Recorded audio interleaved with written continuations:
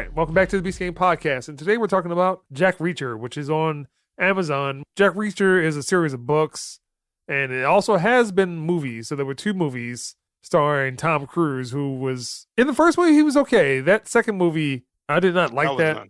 Not many people liked it. It wasn't very good. Yeah, but that first movie was okay. Him and David Oyelowo in that movie. This one has a different cast. And there's a new Jack Reacher who used to be on Blue Mountain State. He was Thad on Blue Mountain State. I remember that show. That shit was funny. Yeah.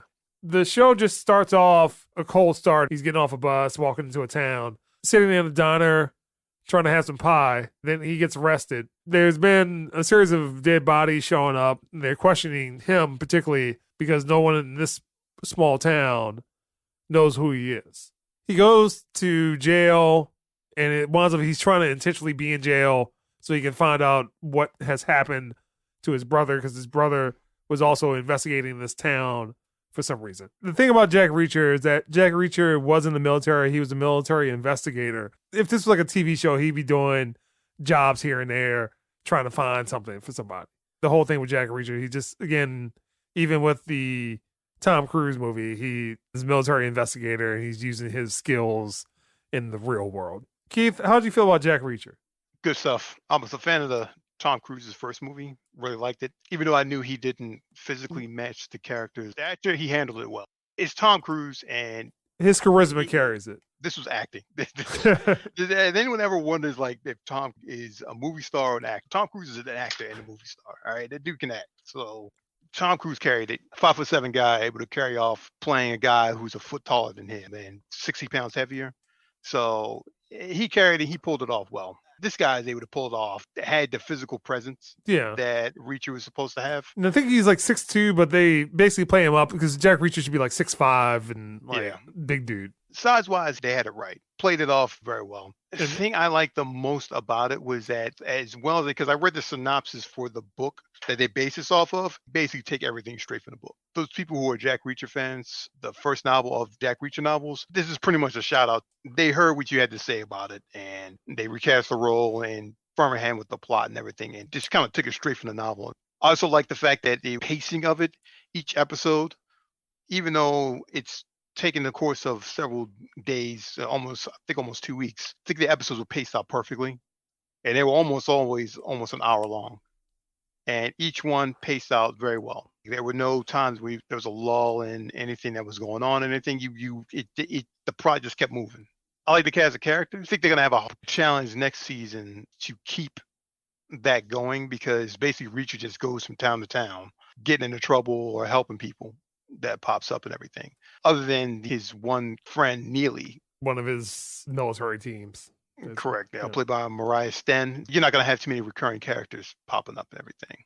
Flashbacks were done pretty well, though it got a little hokey with his whole standing up, you do the right thing because it's the right thing to do or something like that. That was a little heavy-handed. So there's a lot of flashbacks about Jack Reacher, his parents, and then brother, his parents being in the military. There's like this lie that happens with the sons. Turns out to be some of the crux for this, and he's trying to come to terms with the lie that happened. I like that how it all came together in the end. I think there were a few too many hero shots of Reacher walking around and just doing stuff. At the end of the day, we get it. An Atomic Superman. I think the last episode you had that one hero shot when he comes walking out of a burning warehouse. Yeah. You're like, okay, yeah, I get it. Other than that, one of the things I really liked was that big man myself. I like that he went through all the tropes, identify stuff. No one misses me when I walk into a room. I walk into a room, everyone's going to see. I like how terse his one-liners were.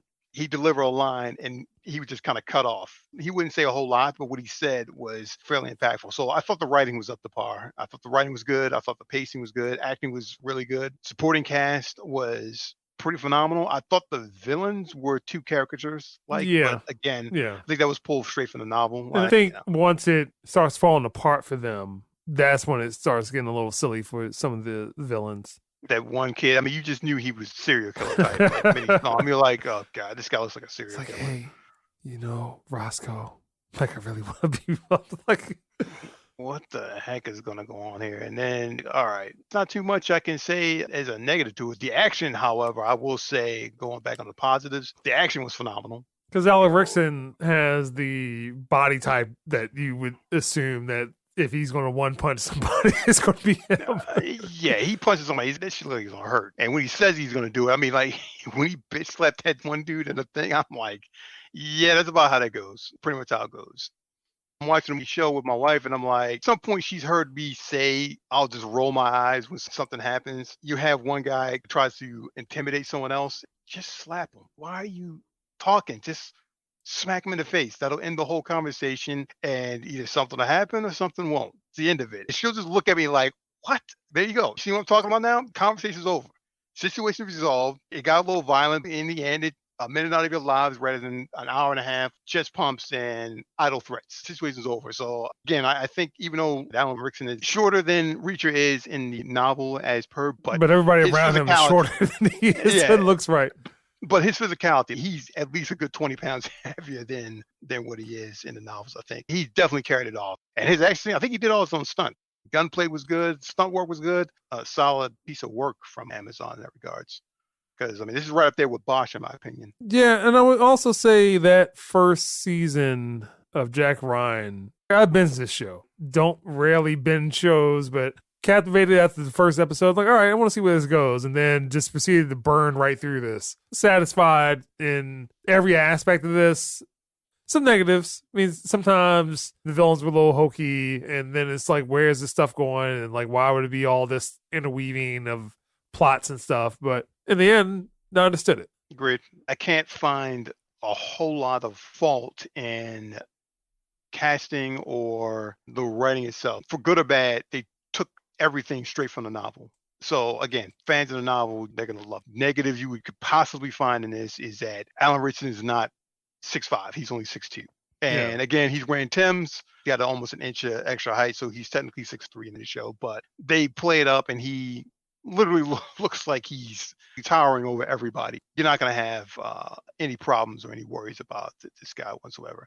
I would say for the future, I would hope that they would take a moment, whatever book they work off of next time, take a moment and just flesh out the villains a little more. Don't go verbatim with your villains and stuff. I mean, if you know the villains are sounding a little ridiculous at times or being a little too obvious with their villainy, I guess is the word, and then if you're trying to make it subtle, then make it subtle. You got a little leeway. As long as you keep the main character and the main plot points on point, then you're good to go. The only downside, I think they were a little too literal with the novel. You know me, I read a lot, so I'm usually saying the exact opposite. But in this case, I'm going to say the other direction. They could have fleshed out the villains and not made them so one-dimensional. All right. That's probably the only negative I've got for this. So what score would you give the season of Jack Reacher? Binged it and loved it, and I'll probably watch it again and binge straight through it again. So I'm going to give it a 9. It's not perfect, but it's really good. Probably give it like 8.5. A good show. Again, I rarely would binge anything. Because this was on Fire TV, like every time I turned it on, it's like Jack Reacher's coming soon. I'm like, all right, well, let me see what happens when this came out. I'm like, all right, I'll watch the first episode. If I don't like it, obviously I'm not going to invest any time in it. But then wind up going from like 10 a.m. to like 4 p.m. watching the whole show. I'm like, yeah, this is really good. But Beast Game Podcast.